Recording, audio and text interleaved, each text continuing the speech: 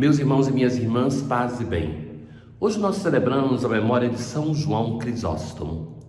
É importante e é belo para nós celebrarmos esses santos de séculos atrás para recordar que a nossa igreja não começou hoje, que nós percorremos um caminho que tantas pessoas trilharam, tantas pessoas que deram a vida por uma causa, a causa do Evangelho, o Cristo, tantas pessoas que se santificaram, e este homem é um grande teólogo, a boca de ouro, aquele que ajudou, depois da geração dos apóstolos, a fazer um diálogo entre a mensagem evangélica que receberam dos apóstolos e a cultura moderna, a cultura contemporânea na qual eles estavam inseridos. São chamados os padres da igreja e são importantes para ajudar a construir a primeira expressão de teologia cristã e também de uma reflexão que depois fundamentou a reflexão posterior da igreja. Então é um daqueles doutores da igreja, chamado doutor da Eucaristia. Hoje nós continuamos a ler a carta de São Paulo, a primeira carta aos Coríntios. O apóstolo diz assim: o corpo é um, embora tenha muitos membros.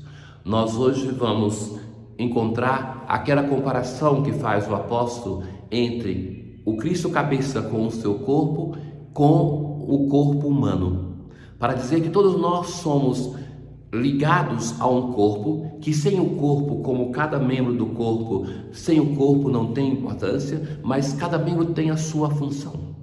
Isso é importante para nós pensarmos na diversidade que existe na igreja, em que cada um tem uma vocação, um ministério diferente, mas também para nos encontrarmos como igreja. Tenho sempre dito que nós não podemos viver a nossa realidade eclesial, realidade de fé, como quem recebe um produto. A igreja é feita para que cada um de nós seja membro, seja comunidade, e que cada um de nós deve encontrar o seu lugar dentro da igreja. Ninguém na igreja é tão rico que não precise do outro, e ninguém é tão pobre que não possa oferecer alguma coisa. Todos formam um só corpo. Fomos batizados no único Espírito para formarmos um único corpo. Todos nós bebemos de um único Espírito.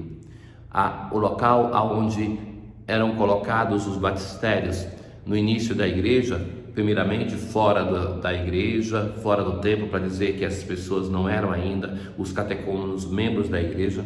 Depois começou a ser colocado na porta da igreja, que faz memória disso, a memória de que, através do sacramento do batismo, nós nos tornamos membros da igreja, portanto, membros do corpo que tem o Cristo como cabeça e que todos nós somos membros. Membros na sua diversidade, mas todos nós membros importantes.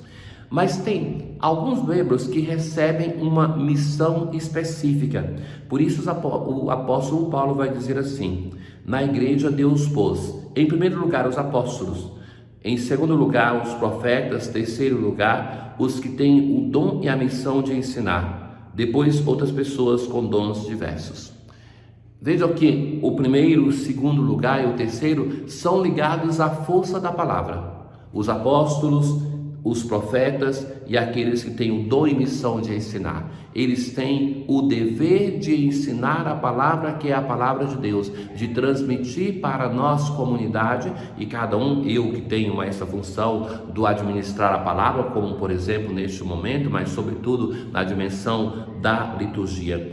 Mas depois o apóstolo vai falar de outros dons que são presentes na comunidade: o dom de milagres, dom de curas, dom para obras de misericórdia, dom de governo e direção, dom de línguas.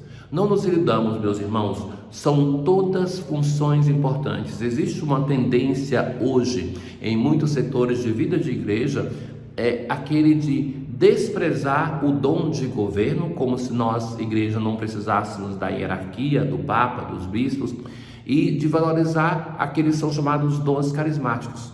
Seja um como o outro, nasceram do mesmo Espírito, e é o Espírito que suscita para o bem da igreja, para que a igreja, depois de 2000 anos, continue a existir, suscita a diversidade de dons. Se a igreja tivesse tido em 2000 anos somente os dons carismáticos, ela não existiria. Sem o dom de governo, não haveria quem a articulasse, a conduzisse. Se a igreja tivesse tido somente o dom de governo, sem ter os dons ligados à dimensão da cura do corpo e da alma, dos milagres, da profecia, seria somente uma instituição a mais. Essas duas dimensões é que faz com que a igreja de Cristo, mesmo tendo sido perseguida, e quantos na história já cantaram o fim da igreja, e ela sempre se tornou mais forte. E é esta vida do Espírito, na diversidade dos seus dons, que faz com que nós continuemos no nosso hoje a missão do Cristo ressuscitado. O apóstolo vai dizer assim: aspirai aos dons mais elevados. E assim vai terminar este capítulo e vai nos introduzir a um capítulo que é muito determinante, que é muito conhecido e que nós não o escutaremos nestes dias, porque nós temos na liturgia duas datas, que é da exaltação da Santa Cruz e Nossa Senhora das Dores. Quando nós voltarmos, nós estaremos no capítulo 15 da próxima sexta-feira. Eu lhes encorajo a ler o capítulo 13 e 14 para ter a conclusão dessa reflexão sobre os dons, e que o apóstolo vai apresentar o dom por excelência, que é o dom da caridade, e no capítulo 14 as consequências desse dom para a vida eclesial. Nós, na oração de acolhida da palavra, que é o Salmo responsorial, nós vamos dizer assim: com 7 verbos imperativos, o salmista vai nos chamar a uma relação que é uma resposta a Deus. Aclamai, servi, ide, sabei, entrai, dai-lhe graças, bendizei o seu nome. Tudo isso por causa daquilo que é mais importante: sabei que o Senhor só Ele é Deus, Ele mesmo nos fez e somos seus. Nós somos seu povo e seu rebanho. Este é um salmo invitatório, um salmo que convida a uma oração. Na aclamação do evangelho de hoje, um grande profeta surgiu entre nós e Deus visitou o seu povo. Jesus estava com uma grande multidão e seus discípulos. E então nós nos encontramos no segundo milagre, depois de Jesus ser reconhecido pela força da palavra.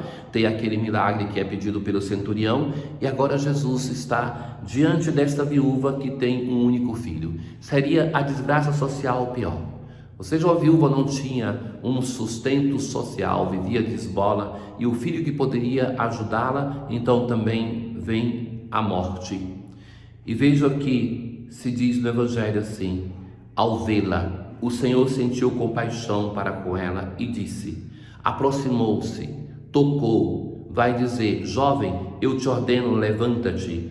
E este jovem estava morto, sentou-se e começou a falar, e o Senhor o entregou à sua mãe.